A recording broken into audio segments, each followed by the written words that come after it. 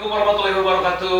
Waalaikumsalam. Alamin, sedulur-sedulur Sadar Official Channel, kemudian Tung Family Official, gitu ya? Tung Family Channel. Tung Family Channel. Tung Family Channel. Alhamdulillah semuanya gimana kabarnya? Sehat selalu. Alhamdulillah saya bisa di sini lagi, bisa ikut vlog lagi sama Pak Ustadz Dado, sama guru saya, sama Pak Tung juga. Alhamdulillah izin Allah, mudah-mudahan di sini banyak manfaatnya, banyak ilmu yang bisa kita ambil, kemudian juga bermanfaat tidak hanya untuk kita di sini, khususnya juga untuk sedulur-sedulur Official Channel semuanya pada umumnya. Nah, Pak Ustadz, kita langsung aja nih, ini banyak banget pertanyaan yang ditanyakan ke Bobby, khususnya untuk fans-fansnya Pak Ustadz yang mengikuti channelnya Pak Ustadz maupun di channel Kolbu, kemudian nasihat-nasihat Pak Ustadz, kemudian pembelajaran secara akhlak nih. Akhirnya teman-teman Bobby juga kan banyak yang mengamalkan, banyak yang akhirnya mengalami perubahan-perubahan yang drastis. Subhanallah, alhamdulillah, dalam rumah tangga. Teman saya sendiri, teman dekat saya, bisa dibilang sahabat lah ya, alhamdulillah juga mengalami perubahan dalam hidupnya. Sakit dari SMP kalau nggak salah, atau SMA ya, di bagian tulang belakang saraf, kemudian mengikuti kajian akhlak ini dengan Pak Ustadz, baik YouTube maupun channel Kolbu, dia nonton terus kan. Alhamdulillah dia Alhamdulillah. ini apa namanya, tulang apa, saraf di tulang belakang Iya, sembuh. iya, betul. Gila, dia udah bisa ANP kata ya. Alhamdulillah. Kemudian kehidupan rumah tangga juga alhamdulillah baik ya. Emosionalnya pelan-pelan, karena nggak mungkin, sulit untuk langsung sekali jadi orang itu kan harus ada proses. Nah, kemudian orang-orang ini kan termasuk saya, Pak Ustadz, termasuk kita semua lah yang sudah menjalankan apa yang disampaikan Pak Ustadz secara akhlak. Kemudian kita akhirnya jadi mengetahui bahwa kalau misalkan saya begini, kesalahan saya di sini tuh orang tuh lebih paham. Alhamdulillah di situ. Kepala pusing, tiba-tiba pusing ya, padahal badan enak, kenapa ya? Oh, ada pemikiran jelek sama orang. Kemudian kita ada prasangka yang kurang bagus sama orang. Akhirnya kita sholat, kita mohon ampun, kita taubat. Setelah itu Allah mendatangkan banyak cara. Kayak saya contoh nih Pak Ustadz. Saya pernah ada pikiran jelek sama seseorang di kerjaan lah gitu ya. Kemudian Pak Ustadz Sama Mbak Kia. Oh bukan, itu mah di luar kerjaan dong. Oh iya. Loh, kan kalau ngerjain kan kerjaan juga namanya. Oh iya benar ya. Kalau itu mah jarang lah pikiran. Lurus saja kalau di sini. Fokus. Ya, besoknya itu saya tuh kepala tuh nggak nyaman ya, pusat sakit, dipegang nggak ada rasa sakitnya, tapi kalau kayak begini pusing. Biasanya kalau kita sakit kan begini kan suka ada kayak masuk angin kan sakit. Itu nggak ada, sakit aja gitu. Tetapi badan nggak masalah. Saya tuh seharian itu karena syuting nggak ada apa ya begitu sholat maghrib lagi wudhu. Oh itu. Akhirnya saya sholat maghrib, saya mohon ampun sama Allah. Kalau saya ada pikiran jelek sama orang, belum tentu orang itu seperti apa yang saya pikirkan. Saya mohon ampun, selesai. Setelah itu saya nggak pesen, saya nggak tahu, tiba-tiba ada yang bawa saya taichan itu bosan. Saya taichan itu sama kan pedas banget kan ya? Iya. Bob nih, saya nggak pesen, nggak udah makan aja. Beneran tuh. Beneran bisa. Oh, bukan ekdas itu. Ada yang weird. Saya makan bismillah. Pedas keringetan gitu ya, keluar keringet banyak tuh dari kepala. Hilang tuh sakit kepalanya. Nah itu kan maksudnya saya tidak pernah minta, nggak ditawarin juga, tiba-tiba habis sholat maghrib itu. Kalaunya ini kayaknya bisa jawab misalnya. Apa nih Bosan? Itu sebenarnya pusing itu sebenarnya nggak mikirin yang lain. Cuman pengen makan dompetnya kosong. Nah itu faktor yang kedua. Jadi habis saya mohon aku sama Allah, ya Allah kalau bisa deh kasih makanan oke. Nah ini Bosan, pertanyaan besarnya adalah ketika seseorang sudah mempelajari ini kemudian mengamalkannya dan akhirnya paham bahwa sakit yang datang kepada dirinya adalah kesalahan dari buah tangannya sendiri, kemudian mencoba untuk mohon ampun. Kan ujian tuh kan datangnya beda-beda. Betul. Biasanya kan satu selesai. Orang mungkin terbiasa untuk menjalani seperti itu aja paham. Tapi kalau masalah ini muncul 3 jenis masalah misalkan, kemudian orang itu kaget dan sempet akhirnya jadi kayak tidak seperti ketika permasalahan datang satu-satu gitu Bos. Itu masih tergolong wajar kah atau memang sebetulnya orang ini ternyata masih belum untuk tauhid gitu. Ya sebenarnya banyak hal. Jadi kayak ujian itu tiba-tiba berbarengan bareng 3-4 misalnya ya. Antara orang yang tauhidnya cukup lumayan bagus sama orang yang tidak begitu bertauhid itu bisa beda walaupun ujiannya sama 4. Umpamanya 4 masalah gitu ya. Itu bisa beda, Mas. Tidak begitu bertauhid sama yang bertauhid. Iya, tetap beda menurut saya. Karena kalau yang bertauhid dia tetap dilihat imannya oleh Allah Ta'ala. Jadi dulunya dikasih ujian 1, 2, bareng 2, 3 dia bisa.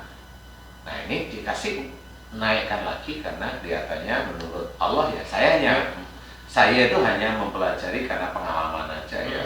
Jadi bisa aja memang seseorang tersebut atau Mas Bobi atau siapapun itu memang dilihat oleh Allah Ta'ala imannya mulai membaik sehingga tetap Allah akan memberikan ujian. Ujian itu nggak akan selesai sampai akhir hayat seseorang.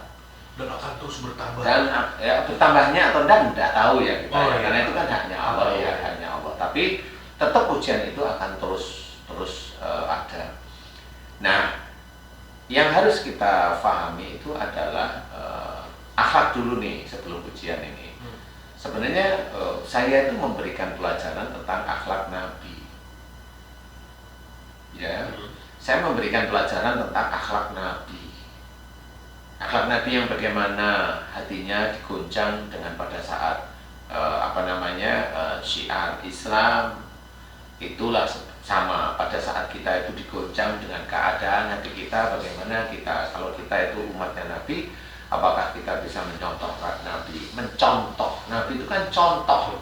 Jadi bukan kita itu mendengar Nabi itu baik, Nabi itu bisa ini itu terus kita hanya cuma memuji Allah dengan subhanallah, boleh, nggak salah.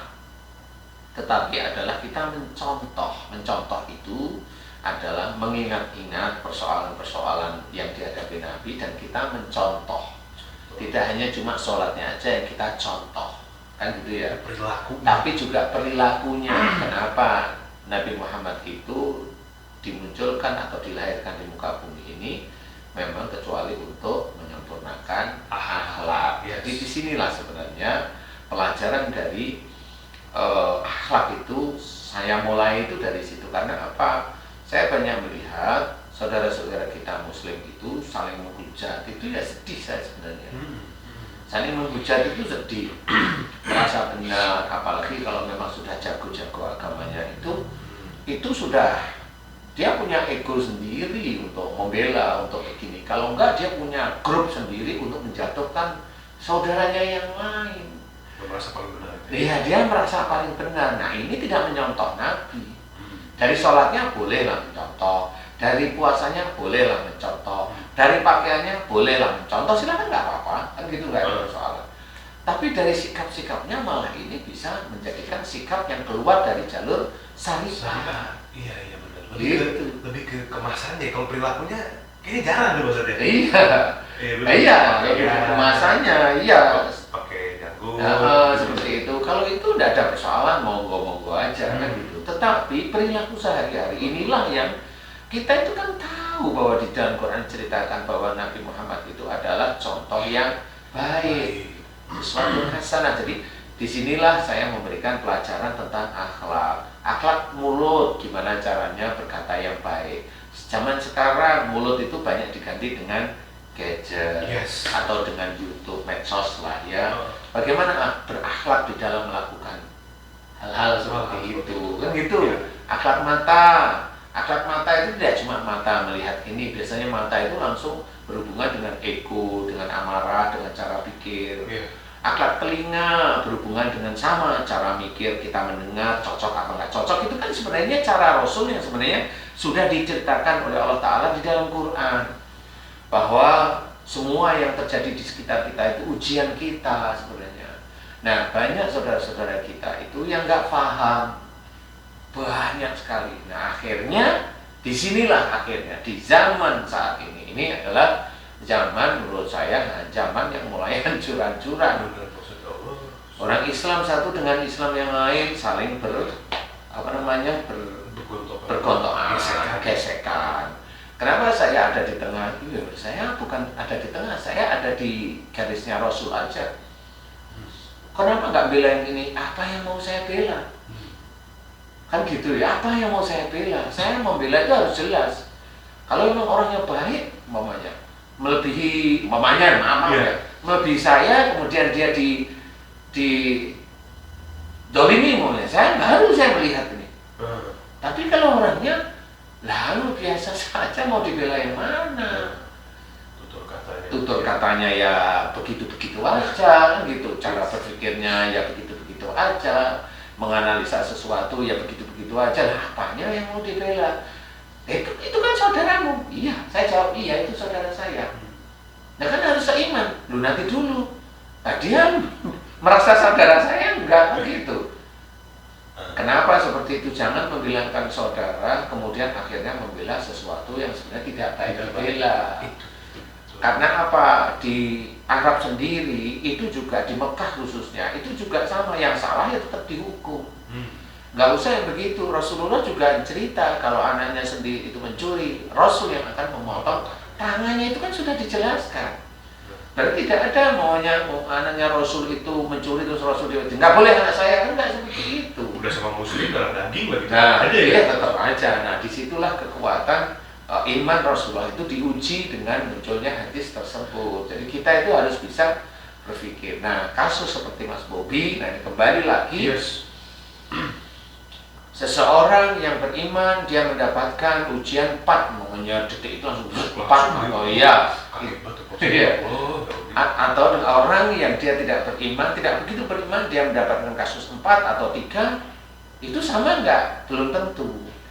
Kalau mamanya Mas Bobi, sebenarnya yang bisa dilihat itu salah satu ayatnya sudah dijelaskan. La yukallifullahu nafsan illa wus'aha. Jadi semuanya ini harus mengetahui, semua orang Islam di muka bumi itu harus mengetahui bahwa Allah itu tidak menguji hambanya itu kecuali dengan kesanggupannya. Nah ini harus kita pahami.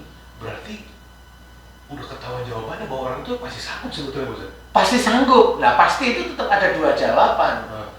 Pasti sanggup itu nomor 1, itu kepastian adalah dia mampu. Dia mampu, entah secara fisik itu ya cara berpikir, cara berkata, cara itu mampu, diizinkan mampu. 1. Yang kedua adalah dia sebenarnya tidak mampu, tapi tetap saya kategorikan mampu. Di mana padahal dia tidak mampu? Mampu, dia masih punya Allah. Menyerahkan kepada Allah. Serahkanlah sama Kembalikan Allah. lagi dia. Itu tetap saya katakan itu mampu, karena malah itulah yang paling bagus. Jadi tidak mencari-cari pikir, tidak mencari-cari merasa dia itu bisa berpikir ini terus bisa, akhirnya ujian itu memang selesai cara dia mikirnya. Tetapi nanti dia biasanya lupa, itu kan selesai karena saya kan begini. Nah, dia lupa itu ada ujub, ada riya di situ. Jadi disinilah harus kita pahami, semuanya akan diberikan oleh Allah Ta'ala. Nah kalau kita memangnya dari sejak awal serahkan pada Allah Ta'ala, kan beda diuji itu, ujiannya kan beda begini Mas. Ujian itu kan nggak seperti orang yang lapar. Ujian itu kan beda, bukan seperti orang yang lapar. Maksud saya adalah Mas Bobi yang lapar. Walaupun lapar itu tetap ujiannya Mas Bobi. Itu beda dengan ujian yang kelihatan agak berat di pikiran.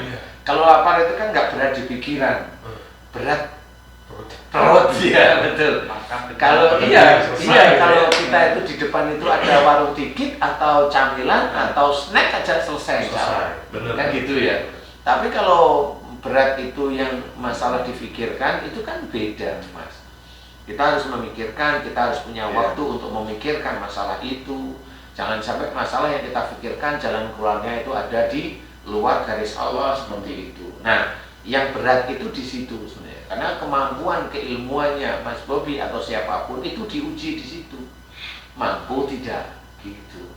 Nah, itulah kelihatan beratnya. Tetapi lebih mudah lagi adalah serahkan pada Allah Ta'ala. Karena sebenarnya yang paling istilahnya begini, kalau orang itu mau pamer istri atau pamer suami, boleh pamer muka, boleh pamer harta, boleh pamer keluarga, silahkan.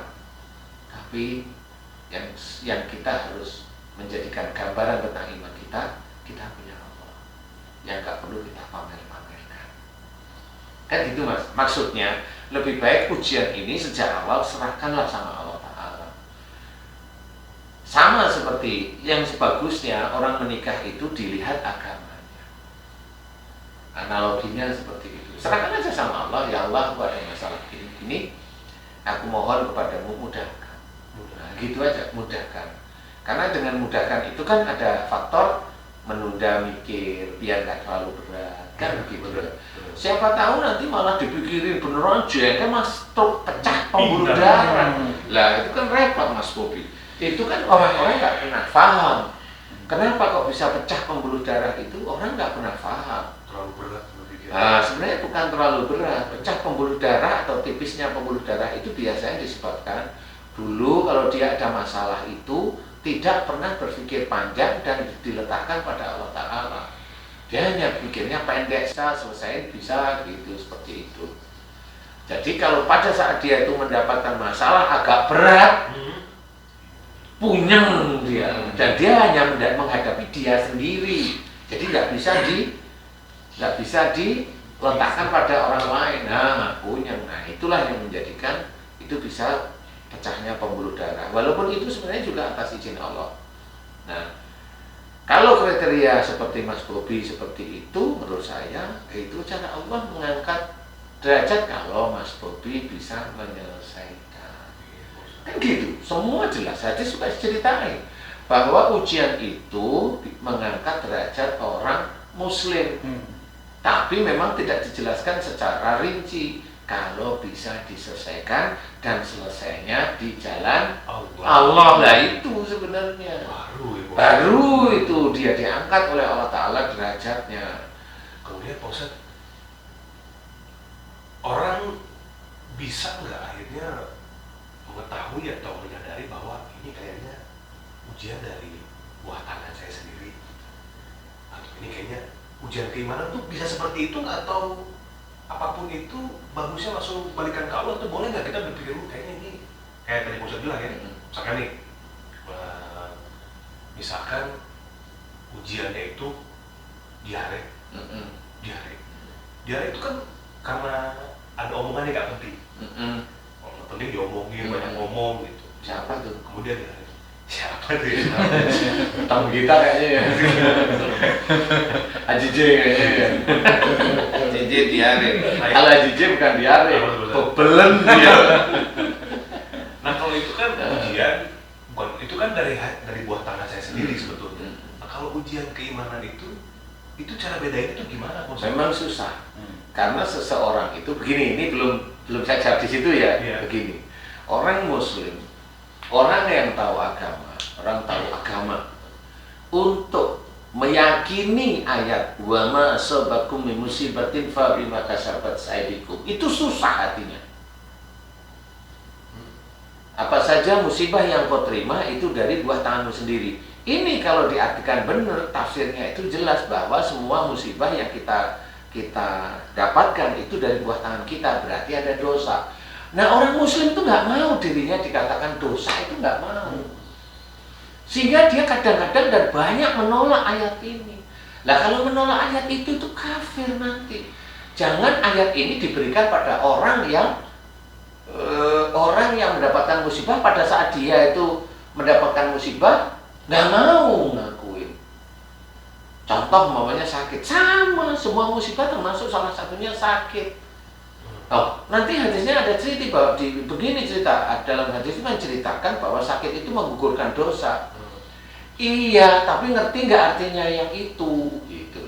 Yang menggugurkan dosa itu maksudnya yang mana? Bisa nggak salah satu orang yang dia agamanya benar-benar baik, perilakunya baik, syariatnya yang dia kerjakan juga jelas, sakit, meriang umpamanya. Meriang aja nggak usah namanya tinggi-tinggi lah. Kemudian ada di sini pencopet, pencoleng, nggak sholat, dia sakit meriang. Mana yang digugurkan dosa? Mana coba? Kan harus begitu. Jadi percobaan. Jadi kita itu Islam itu sebenarnya real. Kita coba. Pasti yang ngomong, oh yang menggugurkan dosa kayak, lah terus yang pencopet, enggak karena dosanya. Lah apa bedanya pencopet dengan yang orang yang hebat? Sama-sama meriah. Karena sama-sama meriah. Karena yang bikin meriah nggak ngomong dengan yang melihat, nggak ngomong sama yang melihat bahwa yang meriah ini, khususnya yang agamanya ini memang dia digugurkan dosanya. Karena apa? Dia tahu dia kesalahannya, dia evaluasi setiap hari. Sehingga dosa pada saat dia muda sampai dia itu menikah ini, dia mohon ampun terus ngerti. Nah kalau pencopet, enggak. Pencopet itu dibikin meriang sama Allah Ta'ala agar dia itu nggak nyopet lagi, kan nggak ngerti. Saya juga mengira-ngira. Kenapa? Karena kita jangan sampai kita itu salah dalam memahami. Nah, kita ulama bukan, ustadz bukan, kemudian saudara Nabi bukan, sahabat Nabi bukan, Nabi apa lagi? Kalau kita sakit, kenapa nggak mau mengakuin bahwa Allah sudah menulis di dalam Quran tersebut? Oh ya, berarti ini dari salah saya. Kenapa nggak mau mengakuin? Iya itu ya, itu saya pernah tuh dengar Pak Ustadz selewat tentang kajian ayat yang Asy-Syu'ara 30. Lebih kepada ini, kita sebagai manusia jaga kebersihan. Kalau kita buang sampah sembarangan, nanti musibahnya kita juga di arah-arah apa sih namanya, fisik ya, lebih ke itu. Kalau kita nanti nggak begini, tapi bukan kembali ke sekarang diri gitu. Sekarang itu namanya, oke, sekarang kita tanya, gibah itu emang secara fisik apa nanti dapatnya? Suuzon itu secara fisik dapatnya apa? Emang tahu, banyak orang tahu mas. Kan belum pernah diteliti itu. Sama saudara-saudara kita yang pintar-pintar itu loh. Diteliti nggak itu? Atau hanya beliau itu hanya memberikan ilmunya aja. Nah itu kan, ilmu itu kan harus diteliti. Nah kalau saya kan meneliti, kenapa Allah itu menceritakan ayat ini ya? Saya kan meneliti sejak dulu. Bukan saya sok pintar, enggak. Saya tergelitik sebenarnya. Ya tergelitik dari mana? Kali ya, saya juga nggak ngerti. Kali aja saya juga diizinkan oleh Allah Ta'ala meneliti daripada miliaran orang Islam yang saya juga nggak tahu. Itu loh maksudnya. Jadi tergelitik akhirnya, oh orang yang suuzon ini nanti larinya ke pusing. Awalnya itu dulu. Pusing itu bagaimana? Lama-lama kan, oh orang berpikir awal tuh biasanya di sini nih. Kemudian kok pusingnya sebelah sini? Apa ya kalau di sini ya? Kalau pusing sebelah sini apa ya? Kan orang nggak mau meneliti. Coba kita lihat para ustadz itu yang meneliti nggak beliau. Coba pusing aja dulu, pusing aja, teliti nggak yang sebelah kanan pusing itu kenapa, yang sebelah kiri pusing kenapa. Kan gitu. Kenapa wudhu itu disuruh sebelah kanan dulu? Nah karena Nabi ngajarin, kenapa? Nah, bukan doktrin, enggak, memang yang kanan itulah yang baik. Nah kalau pusing kanan, berarti dia mikir sesuatu yang baik. Loh kenapa mikir baik pusing? Karena dia mikir baik tapi jengkel. Loh kan nggak lihat dia jengkelnya. Berarti seseorang mengerjakan sesuatu yang baik, tapi dia juga mengerjakan sesuatu yang buruk pada saat itu. Oh, dua-duanya dicatat oleh Allah Ta'ala. Oh jadi melihat dari kanan tuh begitu Pak Ustaz? Insya Allah. Pakai pakaian kan kanan. Iya. Iya, kalau nonjok tangan kiri dulu.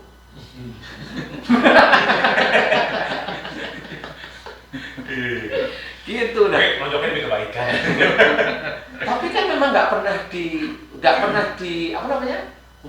diteliti ya. Coba lah teman-teman para ustadz yang memang hebat, yang dia itu di YouTube ngomong ini itu, cobalah teliti. Saya nggak marah kok. Silahkan kritik saya, teliti dulu. Bisa kok itu. Kalau nggak bisa saya ajarin gitu. Itu bisa, tinggal doa biasa aja. Kenapa hidung itu bisa kena sinus? Coba diteliti, mana ayatnya untuk sinus? Mana coba? Nah itu kan bahasa Eropa, bahasa sana. Iya, namanya apa? Sinus itu ada nanah di sini, ada bau di sini. Coba cari tuh, ada nggak di dalam Quran? Kita itu Quran itu petunjuk sebenarnya ada di situ, cuma kita aja yang nggak ngerti. Coba kalau telinga budak dari mana? Ada setan budak masuk. Ngapain setan budak masuk ke telinga? Kan begitu caranya. Kalau nggak bisa ngomong, ada setan gagu dimarah-marahin mulu. Setan stroke nanti lagi. Nanti ada setan keminter, ada nanti. Ada setan senangannya menghujat, ada. Setan yang merasa dirinya hebat tentang agama, ada juga nanti lama-lama. Karena memang itu ada setan. Kalau dia sudah nggak bisa mengganggu orang untuk berbuat baik, apa hari? Opal. Jadi mengganggu ya. Jadi intinya adalah sebenarnya orang itu kayak mamanya saya meneliti bukan ngarang. Kalau mamanya dokter itu bukan dokter yang memakai obat hanya memakai, bukan. Ibaratnya kalau saya dokter yang meneliti. Kan ada dokter yang memakai obat, paham ya? Oh kalau ini obatnya ini ya, dia kenapa obat itu? Oh dia bisa karena isinya ini. Coba kalau obat itu nggak perlu ada indikasi apa namanya itu? Ingredientnya itu, bingung juga kenapa pakai ini, mamanya kan bingung juga deh. Apa ya? Karena apa? Karena dia nggak meneliti kandungannya, karena dia nggak meneliti. Akhirnya ngomong, dokter yang nggak meneliti ngomong, dukun itu, kan gitu. Maksudnya ya ustadz yang ngomong-ngomong dukun itu ya karena dia nggak meneliti. Langsung tembak ke situ, apalagi dia punya jamaah. Nah, pada saat dia bilang begitu, dia sadar nggak bahwa dia itu sebenarnya mengajak jamaahnya itu menjadi satu gerbong, dan besok di akhirat menjadi gerbongnya dia. Kemana gerbongnya? Dilihat aja. Kemana kira-kira? Emang ke surga? Lihat aja. Karena saya meneliti, bukan asal cuap, bukan, saya meneliti. Kenapa mulut bisa sariawan? Coba yang lain coba, ringan aja lah. Karena suka ngomongin cerewet gitu. Mas Bobi belum jadi ustadz udah bisa ngomong kan, gitu. Lo kan gitu, Mas Bobi belum jadi ustadz udah bisa ngomong karena suka ngomongnya cerewet dan pedes. Sariawan dia pasti. Nah, berarti dari Pak Ustadz melihat itu kemudian ditarik lihat sifatnya lagi. Nah disatuin, dan itulah perilaku Rasulullah itu tidak ada omongan kasar, omongan pedes itu tidak ada. Lah kita manusia muslim itu ngomongnya begitu, di YouTube ngomong begitu, emang enak itu. Ya enak, besok nanti kamu akan di neraka kalau saya mikirnya gitu. Kamu kan nggak ngerti sifatnya Rasul, kamu asal cuap aja di YouTube di ini, lah nggak bisa. Kita seorang muslim itu punya rakib, punya atlet. Dia akan mencatat setiap detiknya. Emang kalau dia itu hafal Quran, atlet nggak mau nyatet gitu? Emangnya atlet emaknya dia? Kan gitu. Digunakan apa nih, pemahaman Al-Quran digunakan buat apa? Lah ya, pemahaman Al-Quran digunakan untuk apa? Untuk jatuhin saudaranya apa gimana? Lah itulah mereka yang di dalam otak. Kalau otaknya begitu, kenapa dia itu hafal kok? Wala tajassasu. Apa ini artinya? Wala yaktabatukum ba'du. Apa ini artinya? Artiin. Coba. Dia ngerti. Nah kenapa? Karena dia keselemur sama setan itu tadi. Setan lagi. Iya kan gitu. Setan itu di mana-mana, bukan karena dia itu ahli baca Quran, dia hafal ini tuh setannya nggak ada. Mana? Dia kan ngarang sendiri kalau yang seperti itu. Kalau saya nggak berani, makanya saya berusaha untuk ngomong tuh lembut. Berusaha nih setengah mati. Saya ngomongnya diinin sama dia nih. Saya tetap ngomongnya nggak kasar sama mereka. Kenapa? Itu kan saudara saya, disuruh sama Allah Ta'ala. Loh, kenapa saya harus ngomong kasar sama dia? Loh, tapi yang maunya Ustadz di YouTube itu, lah saya kan ngasih tahu. Kalau apa yang saya omongkan itu saya teliti. Nah kalau dia neliti enggak pasti.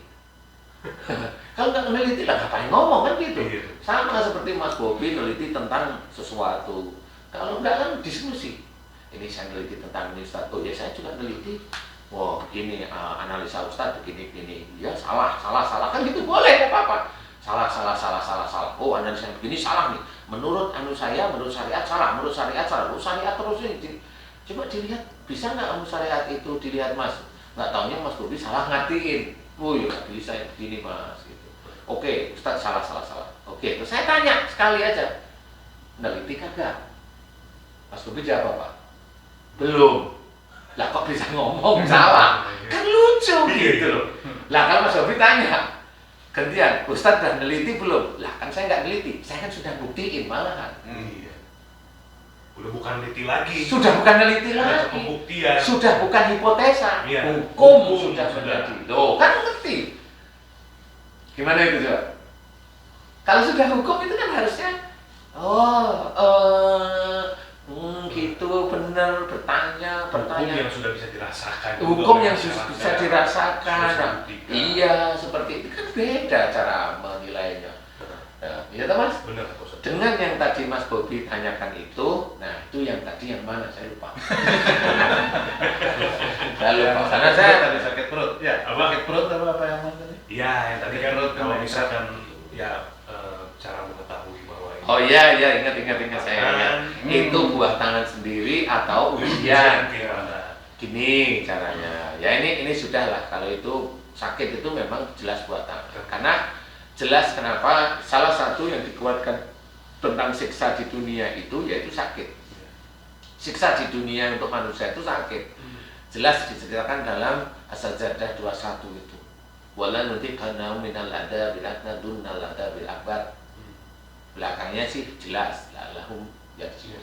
Nah, disinilah diceritakan bahwa Allah akan memberikan kepada mereka siksa kecil di dunia. Siksa kecil di dunia ini apa? Sakit sebelum siksa besar di akhirat. Lah nanti ada yang ngomong, oh ini ayat ini bukan untuk orang muslim. Pasti ada yang ngomong begitu kok. Lah Quran itu dipergunakan untuk semua manusia. Lah kok ayat ini bukan untuk muslim itu kata siapa? Benar nggak sih? Benar. Quran itu untuk siapa? Nggak cuma manusia, jin aja juga disuruh beribadah kepada Allah Ta'ala. Lah kan begitu Mas. Jadi apa? Mau kemana ini? Mau menang-menangan? Nggak usah menang-menangan. Gitu. Nah pada saat seorang itu dibilang itu musibah, orang muslim rata-rata nggak mau. Ya nggak sadar ini loh. Dia nggak mau. Karena saya nggak banyak dosa. Nggak banyak dosa. Hari ini? Enggak, saya nggak nempelin orang. Iya hari ini. Kemarin kan nggak tahu. Kemarin Emang kamu nggak ngomong kasar sama istrimu? Nggak tahu. Emang kamu nggak ngomong kasar sama tanggamu? Emang kamu omongannya nggak kasar sama orang yang beda pendapat sama kamu? Itu nggak ngerti deh. Saya kan benar gundulmu kan gitu. Kebenaran itu milik Allah, jangan ngomong masalah benar. Benar itu yang jelas itu satu momen ditanya. Ini kalau dia itu tanya, sholat duhur berapa rakaat? Dia tanya sama orang itu 3. Nah itu boleh 4. Salah kamu itu boleh. Kalau udah jelas. Sudah jelas kan itu benar ya. Lah kan udah benar itu sudah hukum itu. Tapi kalau menafsirkan sesuatu yang itu masih rancu atau kita keilmuannya belum sampai, ya kita harus diem karena nggak ngerti. Jangan nggak ngerti merasa ngerti, akhirnya malah dia membuat dosa jariah. Nah, seseorang untuk menerima bahwa itu dari perilakunya itu jarang orang Muslim. Orang Muslim loh Mas. Karena ayat ini itu dirontokkan dengan hadis yang kalau sakit itu menggugurkan dosa, padahal itu harus diperhatikan juga, harus di breakdown lagi, bukan asal diomongkan kemudian disebarkan. Lah itu nanti orang-orang kan sama, orang yang pencopet, orang yang nggak pernah sholat, orang yang ngawur hobinya itu kemudian dia sakitnya sama, gimana coba? Gugurin dosa. Nah, gugurin dosa juga gimana? Kalau udah gugurin dosa berarti, nah kalau memang boleh sih ngomong gugurin dosa. Nah, kenapa kamu gak ngakuin dosa kalau kamu itu merasa dalam hadis itu menggugurkan dosa? Kenapa sejak awal kamu gak mau? Kalau kamu mentafsirkan seperti itu, kalau saya mah tafsirnya ringan. Hadis itu memang untuk orang-orang yang imannya bagus, kuat dan sebagainya. Kenapa untuk seorang yang imannya bagus kuat? Iman seseorang bagus kuat itu biasanya dia di umur di atas 45. Biasanya. Karena dia sudah mulai paham tentang ini, tentang keilmuan agama dan sebagainya. Dia mencoba memahami, merenungkan, belajar untuk ini. Tobat, mohon ampun, itu sudah mulai. Nah di titik itulah sebenarnya, nah ini berhubungan lagi dengan perilaku yang sehari-hari. Perilaku yang tiap hari dia melakukan kesalahan, dosa, kan niat bukan karena Allah yang kemasukan jin. Orang yang dia itu tidak basmalah itu sebenarnya tubuhnya kemasukan jin. Makanya orang itu melakukan sesuatu perbuatan baik, semakin lama dia semakin pandai lah. Itu tak bantu dengan jin pandai itu tadi. Bedanya kalau dia itu basmalah, dia enggak. Dia yang dipandaikan itu dari Allah Ta'ala. Nah itu kan beda. Innamal a'malu binniyat itu memang di titik itu. Nah, selama ini orang nggak paham. Memang dia dakwah, iya, tapi di dakwahnya dia niatnya apa? Mau menghujat saudaranya. Kan beda dia. Walaupun dia pakai bismillah, tapi niat intinya dia mau menghujat saudaranya. Ya nggak boleh. Dari mana? Nah itu akhirnya kan dia niatnya sudah salah. Lah walaupun dia pakai bismillah, dia akan kemasukan jin. Bismillah ini bukan karena Allah. Bukan karena Allah, dia bismillah hanya mulut aja dia. Iya. Karena sudah terbiasa. Iya. Bismillah, tapi ininya sama tapi hati ininya enggak. Padahal dia tidak menerangkan sesuatu yang betul-betul syariat dan betul-betul ilmu, tapi hanya untuk nafsunya dia.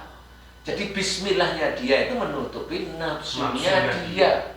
Sholatnya dia menutupi agar jabatannya tidak diambil orang lain, kan sama Mas. Iya kan? Puasanya dia, puasa sunnahnya itu dia biar tidak, rezekinya tidak hilang. Dia duhanya dijaga setiap hari biar rezekinya lancar. Jadi akhirnya kan ibadahnya ini untuk memuaskan nafsunya dia. Nah selama ini siapa ini yang menerangkan? Betul nggak sih? Betul, Pak Ustaz. Siapa yang menerangkan? Saya juga begitu kok. Dulu. Ini jujur aja. Iya. Karena kan dikasih tahu begitu tuh. Iya betul. Oh, ini. Siapa yang menerangkan? Benar, coba. Benar. Sekarang gimana coba? Itu ngurusin duniawi atau akhirat akhirnya? Di duniawi. Lah. Bener Pak Ustaz, bener itu. Walaupun ada orang yang bilang kamu ngurusin dunia aja, padahal dia sendiri belum tentu dia ngurusin akhirat. Karena bisa aja karena kekurangan uang, akhirnya dia mikir dunianya, jadi akhirat dipergunakan untuk dunia. Wah ya nggak bisa. Niat karena Allah, kayak karena Allah. Kita kan tahu Allah yang mengatur rezeki. Biasanya kalau melakukan itu karena duniawi, ibadah karena duniawi, karena kan dunia sementara, akhirat selamanya. Iya benar. Apa yang kita dikasih memang, saya ngerasain begitu. Dikasih memang sama Allah. Tapi sementara juga. Karena kalian membuat dunia. Pinter ini. Iya benar, saya ngalamin itu. Iya, makanya di situ orang itu jarang paham dan nggak mau. Orang itu mau, kalau orang Jawa itu getih itu betul-betul berani benar, itu nggak, jarang orang Muslim seperti itu. Kecuali orang nafsu itu kan apa-apa aku mati nggak apa-apa, itu kan nafsu. Nafsu, nah gitu. Aku orang Muslim mati nggak apa-apa. Saya juga nggak mau yang begitu. Saya harus punya aturan main di sini. Kan begitu loh. Mati itu untuk apa kamu? Kamu itu ibadah belum selesai kok maunya mati. Kan dia syahid. Syahid itu bukan seperti itu. Syahid itu punya dasar dalil yang kuat untuk menjadi syahid. Serba terselubung loh Ustaz. Iya, ngelakuin segala sesuatu itu harus benar-benar hati-hati. Iya memang harus hati-hati lah. Itu kan sifatnya Allah. Hati-hatian itu. Ya, saya pernah hal di posisi itu. Cuma nggak tahu kemana itu Ustaz. Tahu nggak? Ke tempat saya. Itu tuh kayak saya mikir mungkin begini. Setelah kesini-sini, akhirnya saya alhamdulillah sedulur-sedulur saya menemukan jawabannya bersama guru saya Ustaz dan gitu. Saya sempat nanya waktu sama istri, ngobrol lah. Waktu itu secara karir memang saya lagi berada di saya katakan di puncak lah Ustaz. Karir di puncak, kerjaan memang wah, alhamdulillah. Ini jalan, sinetron jalan, semuanya itu sesuai dengan apa yang saya lihatkan. Ketika memang saya sholat tuh untuk supaya Allah menjadikan iya emang menaikkan rata-rata soalnya. Iya. Saya baca saya zikir, maksudnya. Kemudian saya sedekah. Sedekah itu saya benar-benar nggak lihat sedekah. Tapi ada di balik sedekah itu kan? Ada, memang benar. Supaya ini panjang, supaya mengangkat semua karir dan lain dengan cara itu. Akhirnya memang betul loh, benar-benar Allah tuh kasih tuh selama 3 tahunan lah ya. Itu saya bikin apa diterima, jadi bikin ini. Nah, mulai di 2017 juga apa yang saya dapatkan itu selesai. Jadi kayak apa ya? Ini kejual, bosan. Mobil kejual, rumah hampir-hampir kan gitu. Padahal di saat yang bersamaan saya masih ada kontrak dengan salah satu iklan. Saya masih tur, uangnya masih jalan, tapi uang itu tuh nggak tahu Karena nafsu aja sih, punya ini, beli ini, tanpa ada pertimbangan, tanpa saya tahu manfaatnya, beli, gitu loh maksudnya. Karena mungkin ya nafsu duniawi tadi. Makanya saya diskusi sama istri, kita simpel gini aja lihatnya, dunia sementara, akhirat selama-lamanya. Kalau kita berpikir untuk dunia, ya sementara. Begitu pula ketika di dunia kan. Berarti caranya nggak ada cara lain, berarti kalau begitu adalah ya kerjain yang wajib sama yang sunnahnya. Lillahi ta'ala, sudah tidak ada jalan. Karena kalau kita sudah ada buat ini, hilang itu, entah mungkin hartanya yang terlihat, atau kebahagiaannya, atau hatinya, atau perilakunya jadi aneh gitu Pak Ustadz. Berarti sesuatu yang mengenakan itu bisa menjadi ujian juga. Bisa, kan ujian. Semua kehidupan dunia ini ujian. Itu bukan yang nggak enak aja gitu. Enggak, yang bilang nggak enak itu ujian kan hanya orang. Itu coba tanya ayam itu enak apa nggak enak, ujian nggak? Dia jawab ujian kok. Ayam kan nggak ngerti maksudnya enak nggak enak, itu nggak ngerti maksudnya. Jadi tetap aja kalau manusia itu yang bisa bilang enak dan tidak enak itu hanya manusia. Manusia itu hanya yang nikmat itu pasti banyak lupa. Nah, Kalau yang nggak enak itu banyak ingat bahwa ini nggak enak, sehingga dia sujud pada Allah Ta'ala bagi yang muslim, meminta-minta ke ustadz, meminta-minta ke kiai, minta amalan biar rezekinya lancar, minta amalan biar bukan amalan sebenarnya, amalan bukan bacaan, amalan perilaku itu. Lah si kiai atau si ustadz itu tidak pernah melihat buntut orang yang minta dia amalan itu orangnya kayak apa. Itu dia betul. Saya kan nggak pernah, coba tanyain itu. iya betul. Para ustadz atau kiai yang saya berikan, tanyain. Lah Allah itu kan menyusun kalau dia itu kayak Mas Bobi. Kalau dia itu orang biasa, kemudian di puncak, habis orang itu ini si ustadz atau kiainya itu nggak pernah tahu belakangnya itu apa. Bener. Yakini amalan itu bisa, nggak bisa loh. Allah kok mau diatur sama dia? Gitu loh, enggak seperti itu. Allah itu punya para malaikat yang mau memberikan atau mau menghilangkan rezekinya. Itu Allah punya semuanya di situ. Mau dia itu rezeki dihilangkan lewat apa? Lewat sakit di rumah sakit dan sebagainya. Bisa Allah lewat seperti itu. Nah itu ujian. Nah orang itu tidak melihat. Nih si Ustadz nih tidak melihat belakang dia dulu yang dia kerjain itu apa. Dia pas lagi upnya tukar. Iya. Dan lupa nih, banyak para ustadz yang lupa. Dia dikerjain sama orang yang minta amalan tadi. Maksudnya kerjain apa? Biar nyenengin nafsunya dia tuh. Gimana coba? Sama seperti namanya pejabat meminta si ustadz datang, ustadznya munduk-munduk, pejabatnya mah teng gini aja. Kenapa teng? Nah, pejabatnya merasa yang bayar ustadznya. Iya benar. Doain saya biar saya itu bisa jadi bupati, doain saya biar jadi wali kotamu. Iya begitu itu. Saya nggak mau yang begitu. Kenapa? Enggak. Dia harus memahami takaran dari Allah Ta'ala. Ustadz itu bukan hanya dikasih amplop terus diem seneng. Loh dakwah itu nggak cuma masalah amplop. Dakwah itu ya semua yang undang kita pun harus kita dakwahi. Jujur Pak. Iya harus jujur. Gitu.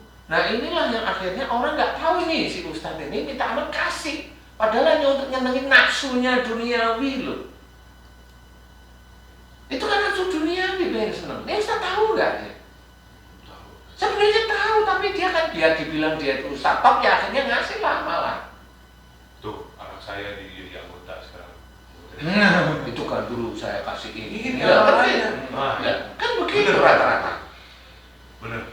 Kan begitu, iya kan? Ya, kalau saya nih, yang saya cerita tadi, masalah sedekah dan sebagainya, orang yang artinya yang mengajarkan saya itu mengalami hal yang sama dengan saya juga. Sama. Jadi akhirnya saya sama istri itu sama-sama melihat, oh ya, berarti memang tidak ada lagi memang benar-benar menjalankan sesuatu itu harus karena Allah. Iya, karena kita perbaiki sunahnya, belajar pelan-pelan ya gitu Pak Ustadz, kayak tahajudnya, duanya, benar-benar karena Allah mohon ampun aja. Dengan cara itu dari Ta'ala, yang mudah-mudahan Allah memudahkan. Iya amin, nah, itu yang benar. Karena kita mencoba berjalan di relnya Allah. Benar, Pak Ustadz. Yang ngasih rezeki itu Allah, bukan kita itu nyuruh Allah sebenarnya. Iya, iya. Kalau kita itu sedekah niatnya karena pingin kaya, itu kan nyuruh Allah Iya. sebenarnya. Ya Allah, saya udah baca Waqiah 30 kali. Masa sih nggak dapet lah. Ya kan? Satu BMW doang. Itu mau begitu, Pak Ustadz. Saya tuh begitu. Nah, kalau saya kan kalau amalan ya nggak bisa seperti itu. Nah, akhirnya orang itu tidak mau mengakui bahwa dia itu salah. Iya. Itu dari musibah, itu dari dia, nggak mau mengakui. Sebenarnya paling ringan sebenarnya. Nah, dari tadi loh Mas, ini yang musibah dari salah atau ini ujian, dia nggak ngerti. Karena apa? Karena pemahaman tentang ayat-ayat Quran dan hadis Nabi itu memang nggak pas, nggak ngerti. Iya. Ya. Karena nggak ngerti, jadi mana ujian, mana musibah, dia nggak ngerti. Taunya itu ujian, ya. Musibah itu ujian, ya. Saya jawab. Karena musibah itu bagian dari ujian. Kalau begini bisa nggak, Pak Ustadz? Ketika seseorang sudah melihat segala sesuatu yang terjadi kepada dirinya, itu disebabkan oleh buatan tangannya sendiri. Kemudian dia mencoba untuk mohon ampun, bertaubat kepada Allah terus. Maka nanti lama-kelamaan ujian yang datang ini bisa jadi ujian keimanan untuk Iya benar. jadi Step berbeda, ya, iya. tahapan gitu ya. Ada tahapan. Ini dulu, Iya. baru kesini. Iya. Iya jelas itu ujian jelas. Mamanya dulu itu dia tuh hobinya gibah. Ya dia pada saat dia itu melakukan suatu nggak mau gibah, nggak mau ngomong kasar, nggak mau setelah bertaubat itu tenang, santai, ada orang ngomong dia nggak komen. Kemudian habis itu dia sariawan. Nah ya itu dijawab oleh Allah Taala. Dia sariawan juga diem dan sebagainya, nggak komen, nggak apa namanya, nggak ngeluh, nggak ini. Dia senyum. Oh iya ya. Sariawan itu bibir yang asal ngomong, asal jawab dengan kata-kata yang pedas, menyilet-nyilet sehingga ini rusak. Itu kalau dia senyum-senyum, astagfirullahaladzim, memang dulu saya seperti itu, ya Allah ampuni aku. Nanti sakitnya mulai ringan. Nah itulah cara Allah menguji, itu ujian. Ujian keimanan di situ. Keimanannya di situ karena begini. Nah ini yang tadi ada berhubungan tentang orang yang hartanya dihabiskan oleh Allah Ta'ala. Kemudian dia minta ke ustadz tertentu, minta agar dia kaya, agar rezekinya datang terus. Ustadznya nggak ngerti di belakangnya apa. Nggak tahu ya di belakang kurang ajar mulu dia. Jadi nggak ngerti, dikira orang-orang yang datang semuanya itu, imannya sudah hebat-hebat. Kan nggak seperti itu. Nah disinilah orang harus membedakan. Allah menunjukkan bahwa yang dulu dia kerjakan sebelum bertobat beneran, sebelum belajar, dulu itu dia omongannya ya kasar, ya ini, ya itu kan bertahun-tahun.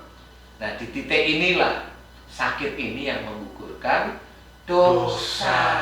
Alhamdulillah. No itu kuncinya. Jadi harus dilihat dulu. Bener. Saya jadi kebayang nih. Siapa tahu yang lagi nonton ini ada yang suka begitu, kasih amalan nih.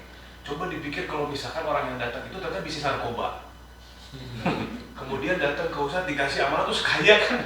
Ya bahaya gitu. Ini Ustadz ya? Oh, kong kali kong namanya. Iya itu. Nah, Jadinya kong kali kong. Karena dia mendukung orang untuk berbuat yang nggak bagus.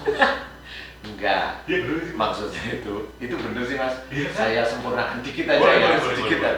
Kalau dia bisnis narkoba, kemudian dia kan nggak tahu nih ustadznya ini bisnis narkoba nih. Kemudian bisnisnya jadi kan gitu. Berarti amalnya hebat ya. Hebatnya. Berarti Allah itu bisa dikadalin dengan yang seperti itu. Iya ya. Itu gimana tuh Ustadz? Nggak tahu saya nggak pernah begitu-begituan. Gimana? Tapi kan gini, maksudnya ada aja kan yang Allah izinkan untuk seperti itu kan Ustadz? Ya, nyuri bilang tapi bismillah. kan itu. Nyuri bilang bismillah.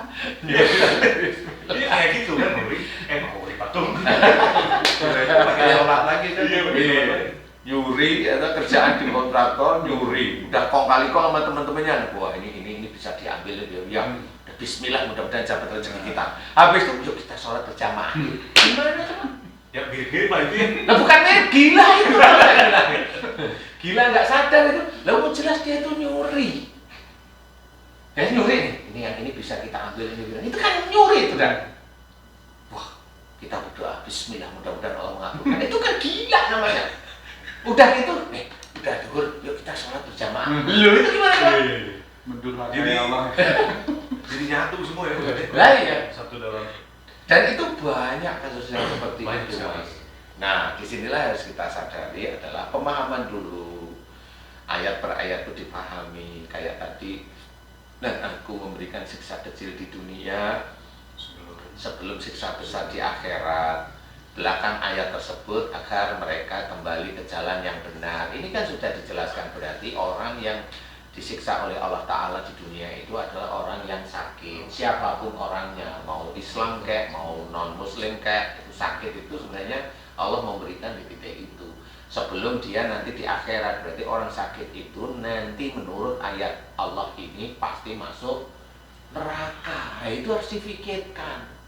Berarti ada dosa di situ. Berarti ayat ini berhubungan dengan tidak akan wa ma asabakum min musibatin fa bima kasabat aydikum tadi, bahwa musibah itu diberikan oleh Allah Ta'ala kepada manusia atas perilaku dia, salahnya dia. Ini menyatu, ayat yang satu dengan yang lain pasti akan menyatu, berhubungan. Pasti.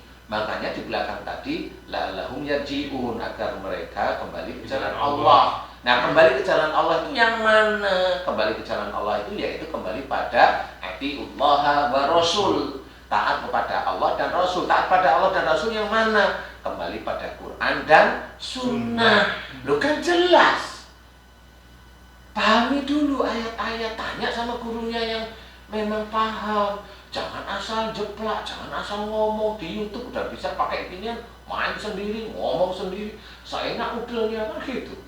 Ustaz Danu Dajjal sendiri aja benci sama saya. Dajjal sama saya tuh bencinya minta ampun gitu. Ya, jadi orang yang benci saya itu iya. Seruput dulu lah. Loh iya. Kenapa Mas Bobi sering mendengar? Iya. Aku Dajjal. Itu kesel nih sama Pak Ustaz. Kesel banget sama saya. Agak bingung orang kok jadi ke situ ya. Iya lah, kan begitu akhirnya. Nah, kalau saya benci berarti senyum. Iya. Berarti dia ya anak buah Dajjal sebenarnya. Iya. Tapi ini vlog ini insya Allah ini menurut saya pas menjalani ini hari ini insya Allah jelas sih sebenarnya pemirsa. Harusnya ditonton full, jangan dipotong-potong. Mudah-mudahan nih dari awal pertanyaan saya Pak Ustaz sampai terakhir kita pada kesimpulan tadi yang mau saya jelasin. Sebetulnya ini untuk mungkin teman-teman yang belajar tauhid, mulai mengamalkan dalam kehidupan sehari-hari, ini bisa benar-benar jadi panduan yang baik sebetulnya maksudnya. Insya Allah lah ya. Jadi orang paham harus melakukan ini dan itu apa, bagaimana. Iya, karena amalan itu memang macam-macam. Amalan yang dimaksudkan oleh Allah Ta'ala itu adalah amalan yaitu membaca Quran dan diamalkan. Itu memang salah satu yang masuk surga. Hafal Quran dan diamalkan itu dikerjakan maksudnya. Bukan dibaca-baca. Bukan dibaca-baca, bukan itu maksudnya. Amalan. Dibaca-baca itu juga amalan, tapi amalan membaca. Kan begitu. Jadi yang diamalkan, membaca Quran atau hafal Quran dan diamalkan, namanya diamalkan itu kan sudah jelas bahwa itu harus dikerjakan. Membaca Quran, hafal, ada sholat, suruh mengerjakan. Ada puasa, suruh berpuasa. Suruh sedekah, Ada ayat yang lain, sedekah harus karena Allah. Kan gitu sudah. Amalkan karena Allah. Gitu. Jadi jangan dipolitisin menurut saya. Lo habis itu besok di akhirat kayak gitu. Kita hidup itu untuk di akhirat, bukan untuk di dunia. Nah, disinilah sebenarnya amalan itu adalah dikerjakan. Jadi bukan hanya cuma diamalkan dalam bentuk bacaan. Kalau dalam bentuk bacaan kita harus paham bahwa kalau Quran itu udah lil muttaqin, jelas petunjuk orang-orang yang bertakwa, itu kan sudah jelas petunjuk. Berarti Quran itu isinya petunjuk rata-rata. Petunjuk itu harus dikerjakan. Betul. Kan gitu, cara buka kulkas ada, kan belum pernah lihat kulkas, atau cara mau belum pernah punya mobil, cara mau naik nyetir mobil, kan ada buku panduan, dibaca, kan gitu. Betul ya? Pengetahuannya dapat. Nah, kalau mau diamalkan kan bukan ini dibaca terus mobilnya buka pintu sendiri terus berjalan, kan nggak seperti itu. Kuncinya. Ya pakai kuncinya gimana? Iya, starter, kemudian mobil baru zaman sekarang ada kunci, tapi nggak ada lubangnya. Kan dia standar. Itu kan tidak harus dipelajari. Iya. Tapi memang itu mobil itu mengacu pada dilarang menikah di umur di bawah 16 tahun. Kemana sih kan? Intermezzo. Iya. Setuju Pak Ustadz. Sama kayak orang mau cerita Harun juga sama ya. Iya. Baca belok kanan, gali di sini, tapi dia diem. Nah, Mana iya, bisa mana dapat? bisa dapat gitu ya, sama. Jadi janganlah seperti itu gitu loh. Janganlah. Al-Quran itu ya untuk kita sebetulnya. Iya, untuk kita, untuk yang membaca dulu sebenarnya. Baca. Bukan untuk mau nyalain orang lain. Loh, belum tentu loh kita itu membaca Quran itu ngerti artinya walaupun sudah baca tafsirnya. Loh, benar serius. Coba itu satu aja dulu, wa ma asabakum min musibatin fa bima kasabat aydikum. Belakangnya ada wa yafu an katsir. Itu aja nanti nggak nyambung loh ngertiin satu dengan yang lain itu. Itu bisa nggak nyambung loh ngertiinnya. Yang satu itu adalah musibah itu dari perilakumu sendiri, yang satu lagi adalah Allah memaafkan banyak kesalahan. Yang mana coba? Berarti orang terkena musibah itu dimaafkan oleh Allah Ta'ala. Bisa ngomong begitu kok orang itu? Bisa. Ada yang diajarkan tuh yang begitu itu malah. Dimaafin sama Allah Ta'ala. Nah, karena apa? Yang enak itu yang paling enak kan begitu. Yang paling enak itu. Yang paling enak. Iya kan? Simpel lah, Sesimpel gitu. Karena apa? Emang itu harus berpikir. Kok di sini itu Allah menceritakan musibah itu dari buah tangan orang, yang satu itu Allah memaafkan kesalahan, banyak kesalahan. Ini kan harus dipikirin. Dan Allah itu bukan munafik kayak orang-orang. Enggak, Allah itu maha tinggi, maha yang nama-nama yang bagus. Tidak akan salah. Nah, kita ini loh di dunia masih salah, masih nyala-nyalain istri, masih nyala-nyalain teman, masih nyala-nyalain ini. Satu grup WA aja juga disalah-salahin kan gitu. Itu manusia. Manusia yang bikin, Allah mau enggak. Nah, itulah salah satunya untuk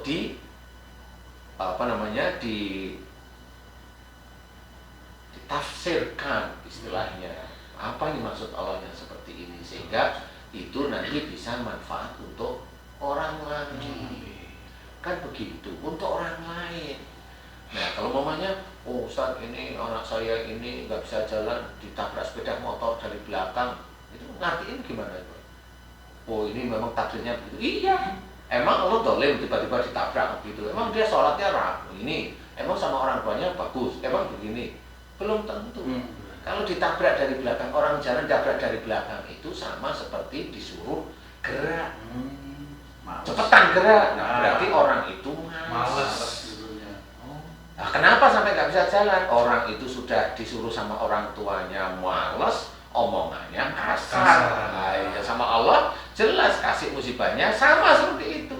Disuruh mau orang tuanya baik-baik tapi jawab kasar. Tabraklah dia sepeda motor. Untung masih sepeda motor. Ya begitu itu, analisa itu begitu. Jadi namanya hidup itu petunjuk dari Allah Ta'ala.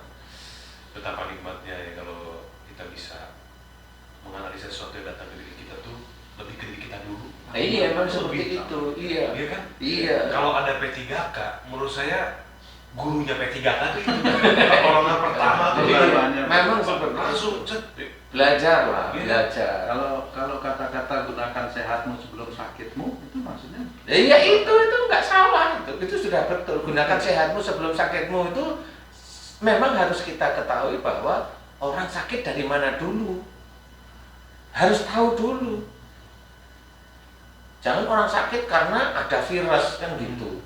Orang sakit dari bakteri kan gitu. Orang sakit karena dia ditabrak, orang sakit karena dia dipukul, orang sakit karena stroke. Ya dicari sakitnya itu dari mana.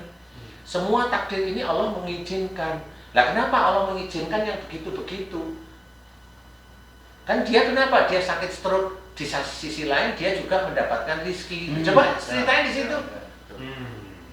Coba ceritain itu yang hebat-hebat itu. Coba ceritain deh, jangan ngomongin saudaranya yang disalah-salahin terus. Ceritain aja di situ, meneliti gitu loh, meneliti. Kalau memang sama-sama dakwah itu meneliti lah di sini.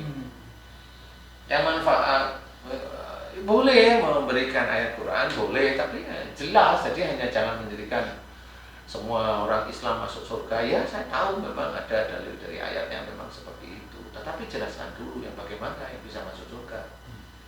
Oh, di dalam ayat yang lain diceritakan orang yang dia bertobat atas kemusyrikannya pada saat nyawanya sudah di tenggorokannya nggak diterima oleh Allah. Nah, kan harus dipikirin ayat itu disambungin dengan orang Islam, semua orang Islam masuk surga. Mikirlah di situ. Iya. Kan harus begitu cara mikirnya itu. Puzzle itu kan begitu. Loh, berarti itu orang Muslim. Iya. Lah orang Muslim yang kafir itu banyak. Orang Muslim yang munafik banyak. Bisa lebih banyak. Lebih banyak. Itu banyak. Makanya yang itu aja coba gabungin, baru ngomong. Oh, berarti nggak semua masuk surga ya? Iya memang. Nah itu Allah jelas tobatnya nggak diterima. Mau cerita apa? Mau cerita apa sekarang? Karena harus jelas di situ. Jangan ayat 1 diceritain udah merasa benar, padahal ayat yang lain itu mengintai sebenarnya. Nah, kalau dia nggak menceritain, ya salah lagi dia. Ayat yang lain itu mengintai sebenarnya. Jadi ayat-ayat yang dikira wah enak deh kayaknya nih, kenyang, oh semua musim surga. Aku udah ini aja di acuan, kayak gitu loh. Ya apa-apa sih sebenarnya.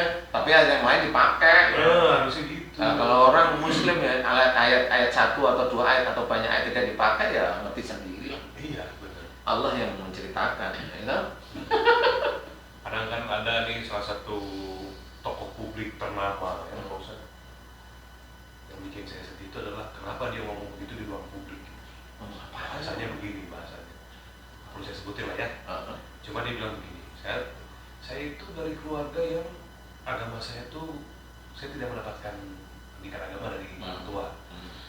Ya, tuh, kalaupun akhirnya saya masuk neraka, ya saya bisa apa lagi? Masih bisa demo. Padahal di usia itu pasti dia sudah banyak berpikir. Dia pintar, dia cerdas, dia punya banyak masa.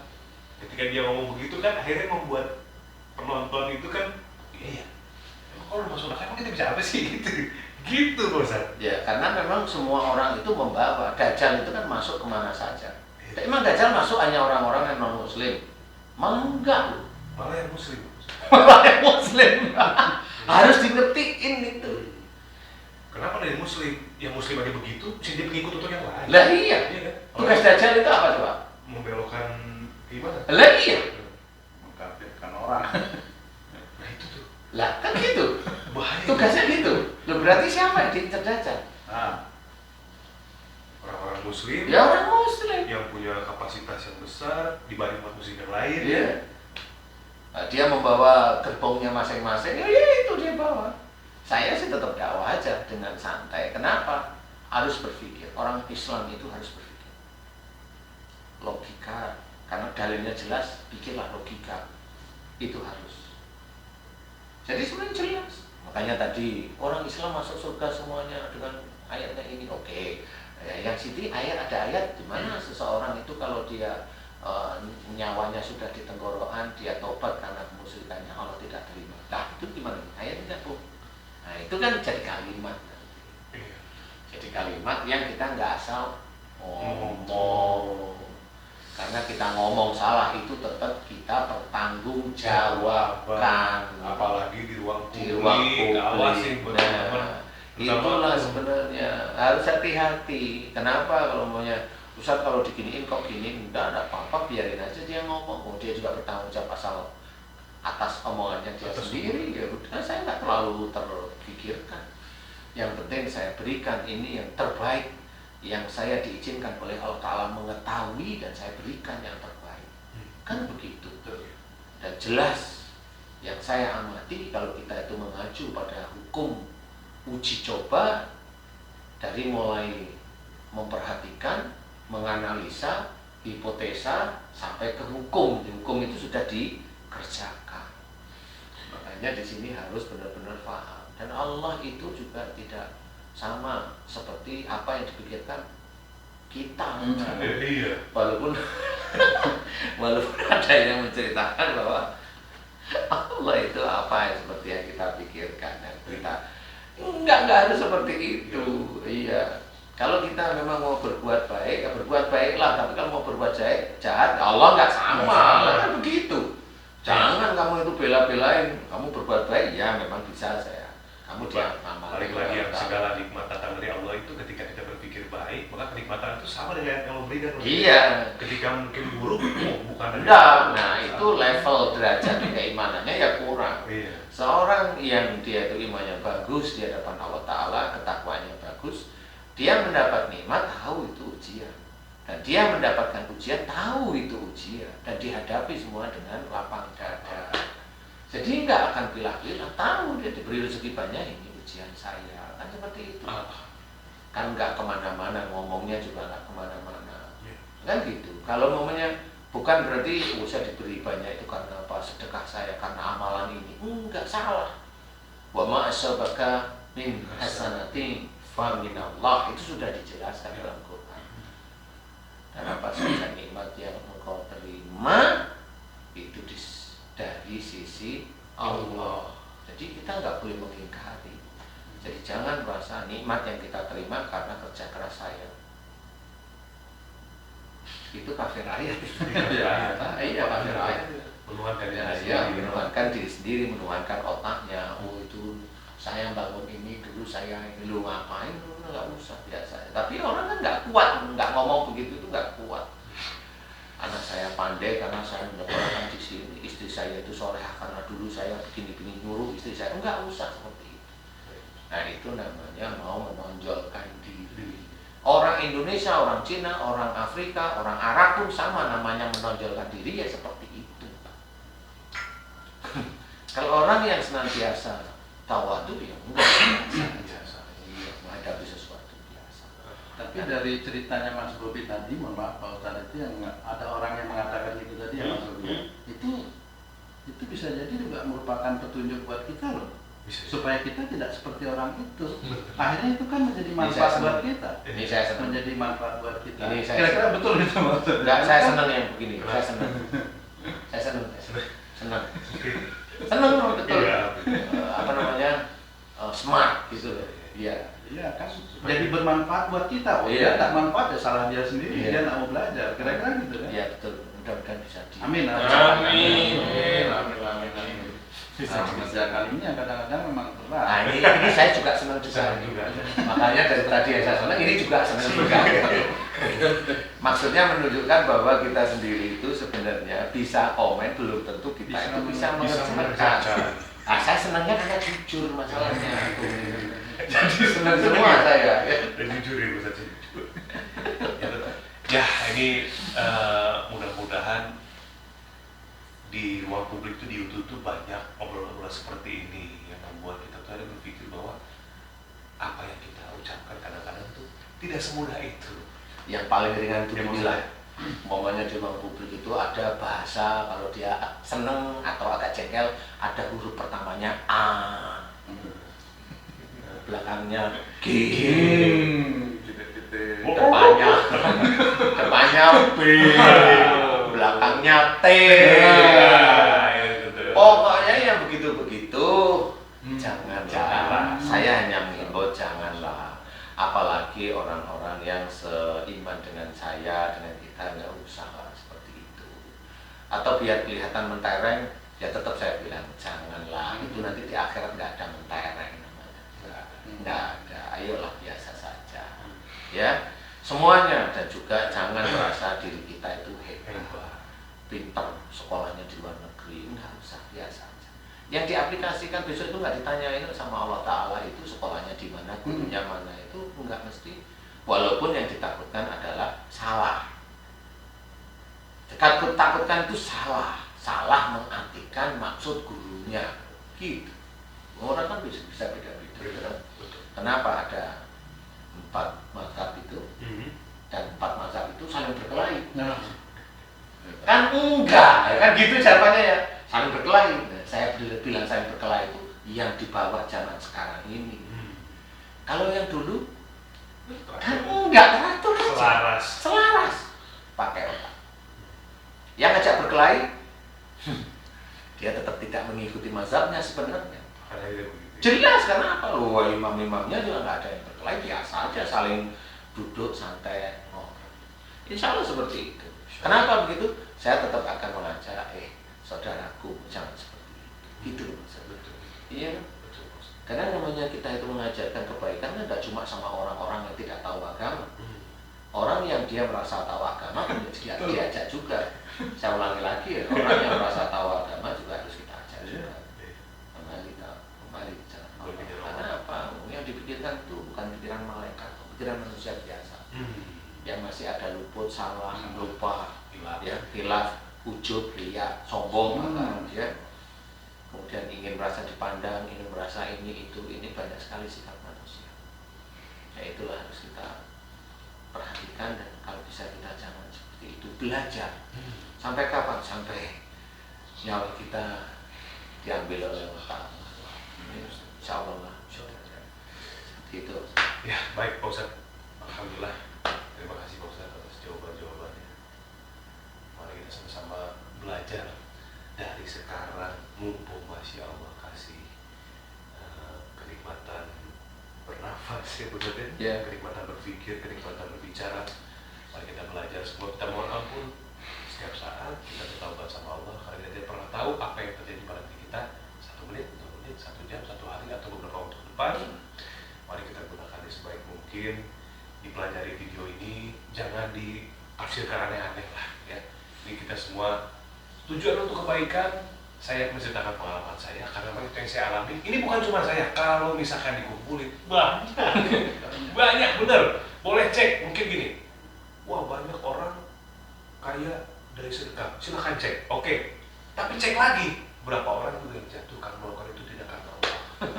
Silahkan dicek ya, mudah-mudahan. Kadang-kadang itu yang masih sedekah pun, yang ngajari juga bisa aja dijatuhkan. Bisa nggak dijatuhkan atau yang maksudnya saya menceritakan hal ini untuk diri pembelajar untuk semuanya. Yuk sama-sama kita meningkatkan iman, ketauhidan kepada Allah. Kemudian kita belajar dari apa yang sudah terjadi di kehidupan ini, Mas.